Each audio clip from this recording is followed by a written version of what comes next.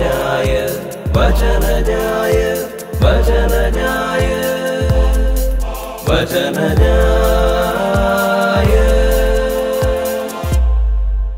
ക്രിസ്തുവിൽ സ്നേഹം നിറഞ്ഞവരെ, യോഹന്നാന്റെ സുവിശേഷം 3-ാം അധ്യായം 14 മുതൽ 21 വരെയുള്ള വചനഭാഗങ്ങളാണ് ഈ ഞായറാഴ്ചത്തെ സുവിശേഷ ഭാഗം. യേശുവും നിക്കോദേമസും തമ്മിലുള്ള ഒരു സംഭാഷണമാണ് ഈ വചനഭാഗത്തിൻ്റെ സന്ദർഭം. യോഹന്നാന്റെ സുവിശേഷം 3-ാം അധ്യായം 1 മുതൽ 21 വരെയുള്ള വചനഭാഗങ്ങളെ യേശു നിക്കോദേമോസ് രംഗം എന്ന് നമുക്ക് വിളിക്കാവുന്നതാണ്. യോഹന്നാന്റെ സുവിശേഷം 3-ാം അധ്യായം ആരംഭിക്കുന്നത് ഒരു സംഭാഷണമായിട്ടാണ്. ഇതൊരു സംഭാഷണമായിട്ട് ആരംഭിക്കുന്നുവെങ്കിലും ക്രമേണ ഇതൊരു ആത്മഗതമായിട്ട് ആത്മഭാഷണമായിട്ട് മാറുന്ന കാഴ്ചയാണ് നമ്മളിവിടെ കാണുന്നത്. So dialogue becomes a monologue. ഒരു സംഭാഷണം പ്രഭാഷണമായിട്ട് മാറുന്ന രീതി യോഹന്നാന്റെ സുവിശേഷത്തിൽ ഉടനീളം നമുക്ക് കാണാവുന്നതാണ്. ഇതിനെ നമുക്ക് ഡയലോഗ് ഡിസ്കോഴ്സ് പാറ്റേൺ എന്ന് വിളിക്കാവുന്നതാണ്. ഈ അധ്യായം ആരംഭിക്കുന്നത് ഒരു സംഭാഷണമായിട്ടാണ്. യേശു തുടക്കത്തിൽ തന്നെ നിക്കോദേമസിനോട് പറയുന്നുണ്ട്, ഒരുവൻ വീണ്ടും ജനിക്കുന്നില്ല എങ്കിൽ അവൻ സ്വർഗ്ഗരാജ്യത്തിൽ പ്രവേശിക്കുകയില്ല എന്ന്. ഇതിന് മറുപടിയായിട്ട് നിക്കോദേമസ് ചോദിക്കുന്നുണ്ട്, എങ്ങനെയാണ് ഒരുവൻ വീണ്ടും ജനിക്കുക എന്ന്. അപ്പോൾ യേശു പറയുന്നുണ്ട്, വീണ്ടും ജനിക്കുക എന്ന് വച്ചാൽ പരിശുദ്ധാത്മാവിലുള്ള ജനനമാണ്. പരിശുദ്ധാത്മാവിൻ്റെ പ്രവർത്തനത്തെപ്പറ്റി യേശു നിക്കോദേമസിന് വിവരിച്ചു കൊടുക്കുന്നുണ്ട്. അപ്പോഴും നിക്കോദേമസിന് അതിൻ്റെ അർത്ഥം മനസ്സിലാകുന്നില്ല. അവൻ വീണ്ടും ചോദിക്കുകയാണ്, ഇതെല്ലാം എങ്ങനെ സംഭവിക്കുമെന്ന്. ഈ ഒരു ചോദ്യം നമ്മൾ കാണുന്നത് 9-ാം വാക്യത്തിലാണ്. അത് നിക്കോദേമസിൻ്റെ 3-ാമത്തെ ചോദ്യമാണ്. ഇതിനുള്ള മറുപടിയാണ് നമ്മൾ 10-ാം വാക്യം മുതൽ 21-ാം വാക്യം വരെ കാണുന്നത്. ഈ ഞായറാഴ്ചത്തെ സുവിശേഷ ഭാഗം എന്ന് പറയുന്നത് നിക്കോദേമസിൻ്റെ ഈ ചോദ്യത്തിനുള്ള മറുപടിയുടെ ഒരു ഭാഗമാണ്. ഈ സുവിശേഷ ഭാഗത്തിൽ നമുക്ക് പ്രധാനമായിട്ടും 3 കാര്യങ്ങളാണ് കാണാവുന്നത്. ഒന്നാമതായിട്ട് പറയുന്നത് 14-ഉം 15-ഉം വചനങ്ങൾ കാണുന്ന യേശുവിൻ്റെ വാക്കുകളാണ്. അവിടെ പറയുന്നുണ്ട്, മോശ മരുഭൂമിയിൽ ഉയർത്തിയ സർപ്പത്തെ പോലെ മനുഷ്യപുത്രനും ഉയർത്തപ്പെടേണ്ടിയിരിക്കുന്നുവെന്ന്. മറ്റു വാക്കിൽ പറഞ്ഞാൽ യേശു കുരിശിൽ മരിക്കണമെന്നാണ് ഈ വാക്കുകൾ പറയുന്നത്. രണ്ടാമതായിട്ട് പറയുന്നത് യേശുവിൻ്റെ ഈ ക്രൂശ് മരണം അല്ലെങ്കിൽ ഉയർത്തപ്പെടൽ എന്ന് പറയുന്നത് ദൈവത്തിൻ്റെ പ്രവൃത്തിയാണ്, ദൈവത്തിൻ്റെ സ്നേഹപ്രകടനമാണ്. അത് ദൈവത്തിൻ്റെ കൊടുക്കലാണ്, ദൈവത്തിൻ്റെ ദാനധർമ്മമാണ്. ഈ വചനങ്ങൾ നമ്മൾ കാണുന്നത് 16 മുതൽ 17 വരെയുള്ള വചനഭാഗങ്ങളിലാണ്. മൂന്നാമതായിട്ട് നമ്മൾ കാണുന്നത് മനുഷ്യകുലത്തിൻ്റെ തിരസ്കരണത്തെ പറ്റിയാണ്. യേശുവിൽ വിശ്വസിക്കാത്തവർ അന്ധകാരത്തിൽ കഴിയുന്നു, എന്നാൽ യേശുവിൽ വിശ്വസിക്കുന്നവരാവട്ടെ അവർ പ്രകാശത്തിലേക്ക് കടന്നു വരുന്നു. ഈ കാര്യങ്ങളാണ് നമ്മൾ 18 മുതൽ 21 വരെയുള്ള വചനഭാഗങ്ങളിൽ കാണുന്നത്. ഒന്നാമതായിട്ട് സുവിശേഷൻ പറയുന്നത് മോശ മരുഭൂമിയിൽ ഉയർത്തിയ സർപ്പത്തെ പോലെ മനുഷ്യപുത്രനും ഉയർത്തപ്പെടേണ്ടിയിരിക്കുന്നു എന്നാണ്. ഈ സംഭവം രേഖപ്പെടുത്തിയിരിക്കുന്നത് സംഖ്യയുടെ പുസ്തകം 21-ാം അധ്യായം 9-ാം വാക്യത്തിലാണ്. ഇവിടെ പ്രത്യേകം ശ്രദ്ധിക്കേണ്ട ഒരു കാര്യമുണ്ട്. യേശുവും സർപ്പവും തമ്മിലല്ല താരതമ്യം, മറിച്ച് യേശുവിൻ്റെ ഉയർത്തപ്പെടലും സർപ്പത്തിൻ്റെ ഉയർത്തപ്പെടലും തമ്മിലാണ് താരതമ്യം. മറ്റൊരു വാക്കിൽ പറഞ്ഞാൽ 2 ഉയർത്തപ്പെടലുകൾ തമ്മിലാണ് ഈ താരതമ്യം. The point of comparison is not between Jesus and the serpent. On the contrary, between the lifting up of Jesus and the lifting up of the serpent. യോഹന്നാന്റെ സുവിശേഷത്തിൽ സമാന്തര സുവിശേഷങ്ങൾ കാണുന്ന പോലെയുള്ള യേശുവിൻ്റെ പീഡാനുഭവ പ്രവചനങ്ങൾ നാം കാണുന്നില്ല. അതിന് പകരമായിട്ട് യോഹന്നാൻ ഉപയോഗിക്കുന്നത് ചില പ്രതീകങ്ങളാണ്, ചില പ്രതീകാത്മകമായ വാക്കുകളാണ്. അത്തരത്തിലുള്ള ഒരു വാക്കാണ് ഉയർത്തപ്പെടൽ എന്നൊരു വാക്ക്. ഈ ഒരു വാക്ക് യോഹന്നാൻ്റെ സുവിശേഷത്തിൽ 5 പ്രാവശ്യം പ്രത്യക്ഷപ്പെടുന്നുണ്ട്. പക്ഷേ ഇത് 3 സന്ദർഭങ്ങളിലായിട്ടാണ് ഈ വാക്കുകൾ ഉപയോഗിച്ചിരിക്കുന്നത്. ഒന്നാമത്തെ സന്ദർഭം എന്ന് പറയുന്നത് ഇന്ന് നാം വായിച്ചു കേട്ട സുവിശേഷ ഭാഗമാണ്, 3-ാം അധ്യായം 14-ാം വാക്യം. രണ്ടാമതായിട്ട് ഈ വാക്ക് പ്രത്യക്ഷപ്പെടുന്നത് 8-ാം അധ്യായം 28-ാം വാക്യത്തിലാണ്. അവിടെ നാം ഇപ്രകാരം വായിക്കുന്നു: നിങ്ങൾ മനുഷ്യപുത്രനെ ഉയർത്തിക്കഴിയുമ്പോൾ ഞാൻ തന്നെയെന്ന് നിങ്ങൾ മനസ്സിലാക്കും. മൂന്നാമതായിട്ട് നമ്മൾ കാണുന്നത് 12-ാം അധ്യായം 32-ാം വാക്യത്തിലാണ്. അവിടെ നാം ഇപ്രകാരം വായിക്കുന്നു: ഞാൻ ഭൂമിയിൽ നിന്ന് ഉയർത്തപ്പെടുമ്പോൾ എല്ലാവരും എന്നിലേക്ക് ആകർഷിക്കും. ഇവിടെ ഈ ഉയർത്തപ്പെടൽ എന്ന വാക്കിന് 3 അർത്ഥങ്ങൾ നമുക്ക് കാണാവുന്നതാണ്. ഒന്നാമത്തെ അർത്ഥം എന്ന് പറയുന്നത് കുരിശിലേക്കുള്ള ഉയർത്തപ്പെടലാണ്. മറ്റൊരു വാക്കിൽ പറഞ്ഞാൽ യേശുവിൻ്റെ മരണമാണ്. 12-ാം അധ്യായം 33-ാം വാക്യത്തിൽ ഉയർത്തപ്പെടൽ എന്നുകൊണ്ട് യേശുവിൻ്റെ മരണമാണ് ഉദ്ദേശിക്കുന്നതെന്ന് യോഹന്നാൻ സുവിശേഷകൻ പ്രത്യേകം പറയുന്നുണ്ട്. രണ്ടാമതായിട്ട് ഉയർത്തപ്പെടൽ എന്നുകൊണ്ട് ഉദ്ദേശിക്കുന്നത് മരണത്തിൽ നിന്ന് ജീവനിലേക്കുള്ള ഉയർത്തപ്പെടൽ കൂടിയാണ്. അപ്പോൾ മറ്റൊരു വാക്കിൽ പറഞ്ഞാൽ അത് യേശുവിൻ്റെ ഉത്ഥാനം കൂടിയാണ്. മൂന്നാമതൊരർത്ഥം കൂടി ഉയർത്തപ്പെടലിനുണ്ട്. അതായത് അത് സ്വർഗത്തിലേക്കുള്ള ഉയർത്തപ്പെടലാണ്. അതിനെ നമ്മൾ യേശുവിൻ്റെ സ്വർഗാരോഹണം എന്ന് വിളിക്കുന്നു. ഈ ഉയർത്തപ്പെടൽ എന്ന വാക്ക് സ്വർഗാരോഹണത്തെ ഉദ്ദേശിച്ചുകൊണ്ട് അപ്പോസ്തല നടപടിയുടെ ഗ്രന്ഥകാരനും കൂടി ഉപയോഗിച്ചിട്ടുണ്ട്. 2-ാം അധ്യായം 33-ാം വാക്യത്തിലും 5-ാം അധ്യായം 31-ാം വാക്യത്തിലും ഉയർത്തപ്പെടൽ എന്ന വാക്കുകൊണ്ട് യേശുവിൻ്റെ സ്വർഗാരോഹണത്തെയാണ് അവിടെ ഗ്രന്ഥകാരൻ വിവക്ഷിക്കുന്നത്. ഇനി ഉയർത്തപ്പെടൽ എന്ന വാക്ക് യോഹന്നാൻ ഉപയോഗിക്കുമ്പോൾ അതുകൊണ്ട് ഈ 3 കാര്യങ്ങൾ ഇവിടെ ഉദ്ദേശിക്കുന്നുണ്ട്.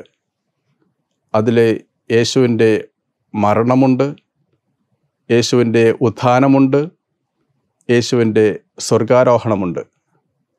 അതുകൊണ്ട് ഉയർത്തപ്പെടൽ എന്ന വാക്കിൽ ഈ 3 അർത്ഥങ്ങൾ കിടക്കുന്നതായിട്ട് നമുക്ക് കാണാൻ സാധിക്കും. പക്ഷേ ഇതെല്ലാം ഒരു സംഭവമായിട്ടാണ് യോഹന്നാൻ അവതരിപ്പിക്കുന്നത്. ഈ വാക്ക് യോഹന്നാൻ എവിടെ നിന്ന് ലഭിച്ചു എന്ന് ചോദിക്കുകയാണെങ്കിൽ പലപ്പോഴും പണ്ഡിതന്മാർ പറയുന്നത് യേശയ്യായുടെ പുസ്തകം 52-ാം അധ്യായം 13-ാം വാക്യത്തിൽ നിന്നായിരിക്കാം എന്ന് പറയുന്നുണ്ട്. അവിടെ നമ്മൾ ഇപ്രകാരം വായിക്കുന്നു: എൻ്റെ ദാസന് ശ്രേയസ്സുണ്ടാകും, അവൻ അത്യുന്നതങ്ങളിലേക്ക് ഉയർത്തപ്പെടുകയും പുകഴ്ത്തപ്പെടുകയും ചെയ്യും. കർത്താവിൻ്റെ സഹനദാസിനെ പറ്റിയുള്ള യേശയ്യായുടെ പ്രവചനമായിരുന്നു അത്. അങ്ങനെ നോക്കുകയാണെങ്കിൽ യേശുവിൻ്റെ ഉയർത്തപ്പെടൽ എന്ന് പറയുന്നത് ദൈവത്തിൻ്റെ പദ്ധതിയാണ്. അത് ദൈവവചനത്തിൻ്റെ പൂർത്തീകരണമാണ്. അപ്പോൾ തീർച്ചയായിട്ടും യേശു ഉയർത്തപ്പെടണമെന്ന് ദൈവം നിശ്ചയിച്ചിരുന്നു. ദൈവവചനം പഴയ നിയമം പ്രവചിച്ചിരുന്നു. രണ്ടാമതായിട്ട് ഈ വചനഭാഗത്തിൽ പറയുന്ന ഒരു പ്രധാന കാര്യം എന്ന് പറയുന്നത് ഈ ഉയർത്തപ്പെടൽ എന്ന് പറയുന്നത് അല്ലെങ്കിൽ കുരിശുമരണം എന്ന് പറയുന്നത് ദൈവത്തിൻ്റെ സ്നേഹപ്രവൃത്തിയാണ് എന്ന സത്യമാണ്. അപ്പോൾ അതുകൊണ്ട് നമ്മൾ 16-ാം വാക്യത്തിൽ പ്രകാരം വായിക്കുന്നു: തൻ്റെ ഏകജാതനെ നൽകുവാൻ തക്കവിധം ദൈവം ലോകത്തെ അത്രമാത്രം സ്നേഹിച്ചു എന്ന്. ഈ വചനത്തെ സുവിശേഷത്തിൻ്റെ സംഗ്രഹമായിട്ട് നമുക്ക് കാണാവുന്നതാണ്.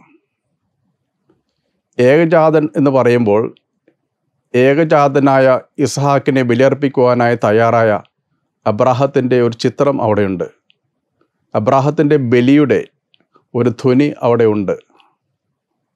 ഇനി നൽകുക എന്ന് പറയുമ്പോൾ അത് വെറുമൊരു നൽകലല്ല, മറിച്ച് മരണത്തിന് നൽകുന്ന ഒരു സ്നേഹം കൂടിയാണ്.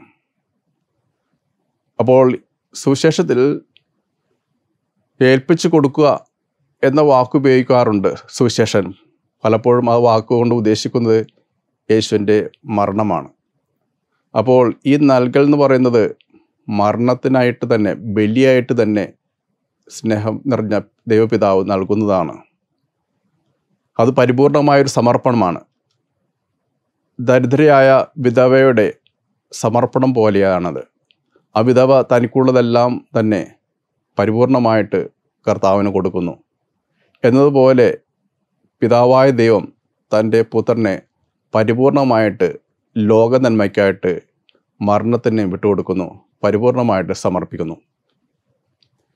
ഇനി ദൈവപിതാവിൻ്റെ ഈ സ്നേഹത്തിന് പാത്രീഭവിച്ചത് ലോകമാണെന്ന് പറയുന്നത്. ദൈവം ലോകത്തെ സ്നേഹിച്ചു എന്നാണ് സുവിശേഷൻ പറയുന്നത്.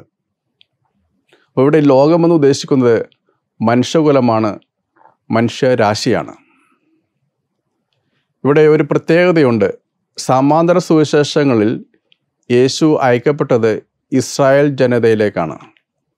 എന്നാൽ യോഹന്നാൻ സുവിശേഷം പറയുന്നു യേശു അയക്കപ്പെട്ടത് ലോകത്തിലേക്കാണെന്ന്.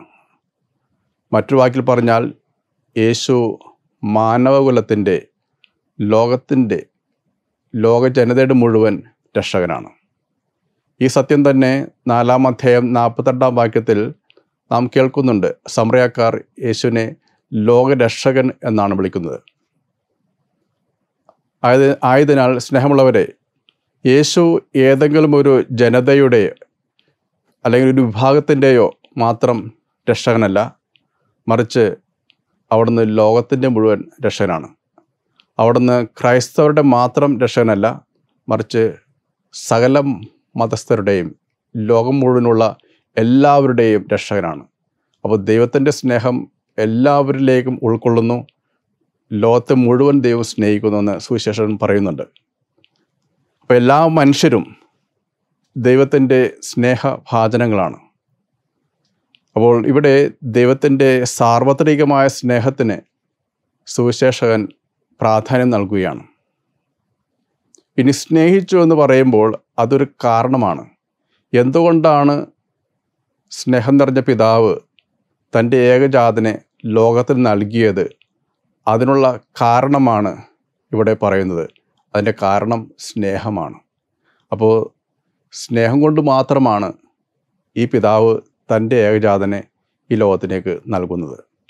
അതുകൊണ്ട് യോഹന്നാൻ്റെ 1-ാം ലേഖനം 4-ാം അധ്യായം 8-ാം വാക്യം ദൈവത്തെ നിർവചിക്കുന്നത് സ്നേഹമായിട്ടാണ്. ഇനിയും മൂന്നാമതായിട്ട് ഈ വചനഭാഗങ്ങൾ, പ്രത്യേകിച്ച് 18 മുതൽ 21 വരെയുള്ള വചനഭാഗങ്ങൾ മനുഷ്യരുടെ തിരസ്കരണത്തെ പറ്റിയാണ് പറയുന്നത്. അതായത് യേശുവിൽ വിശ്വസിക്കാത്തവർ അന്ധകാരത്തിൽ കഴിയുന്നുവെന്നാണ് സുവിശേഷൻ പറയുന്നത്. എന്നാൽ യേശുവിൽ വിശ്വസിക്കുന്നവരാകട്ടെ അവർ പ്രകാശത്തിൽ ജീവിക്കുന്നു. ഈ വചനഭാഗത്തെ ആസ്പദമാക്കി പ്രധാനമായിട്ടും 3 കാര്യങ്ങളാണ് ഞാൻ വിചിന്തനമായിട്ട് നിങ്ങളുമായിട്ട് പങ്കുവയ്ക്കാൻ ആഗ്രഹിക്കുന്നത്. ഒന്നാമതായിട്ട് പറയാൻ ആഗ്രഹിക്കുന്ന കാര്യം ഇതാണ്. ഒരു കുഞ്ഞിൻ്റെ ജനനത്തിൽ ഒരമ്മയുടെ നൊമ്പരമുണ്ട്. വേദനയോടെയാണ് ഒരമ്മ തൻ്റെ കുഞ്ഞിന് ജന്മം നൽകുന്നത്. അപ്പോൾ ആ നൊമ്പരം എന്ന് പറയുന്നത് ഒഴിച്ചുകൂടാനാവാത്ത ഒരു നൊമ്പരമാണ്. ഒരു കുഞ്ഞിൻ്റെ ജനനത്തിൻ്റെ ഭാഗമാണ് ഒരമ്മയുടെ നൊമ്പരം, ഒരമ്മയുടെ വേദന. വീണ്ടും ജനിക്കണമെങ്കിൽ ഇതുപോലെ തന്നെ ഒരമ്മയുടെ നൊമ്പരം ആവശ്യമാണ്. ആ നൊമ്പരമാണ് യേശുവിൻ്റെ കുരിശുമരണം. ദൈവമാകുന്ന അമ്മ യേശുവിൻ്റെ കുരിശുമരണം എന്ന നൊമ്പരത്തിലൂടെയാണ് വിശ്വാസികൾക്ക് വീണ്ടും ജനനം നൽകുന്നത്. മറ്റൊരു വാക്കിൽ പറഞ്ഞാൽ, നമ്മൾ വീണ്ടും ജനിക്കുന്നതിന് വേണ്ടി ദൈവപുത്രൻ മരിക്കേണ്ടിയിരുന്നു. ആ നൊമ്പരത്തിലൂടെ കടന്നു പോകേണ്ടിയിരുന്നു. സ്നേഹമുള്ളവരെ, സഹനത്തെപ്പറ്റി യോഹന്നാൻ സുവിശേഷന് വളരെ ശ്രേഷ്ഠമായ ഒരു കാഴ്ചപ്പാടാണുള്ളത്. യോഹന്നാൻ്റെ വീക്ഷണത്തിൽ സഹനം അല്ലെങ്കിൽ കുരിശുമരണം എന്ന് പറയുന്നത് ഒരു ഉയർത്തപ്പെടലാണ്.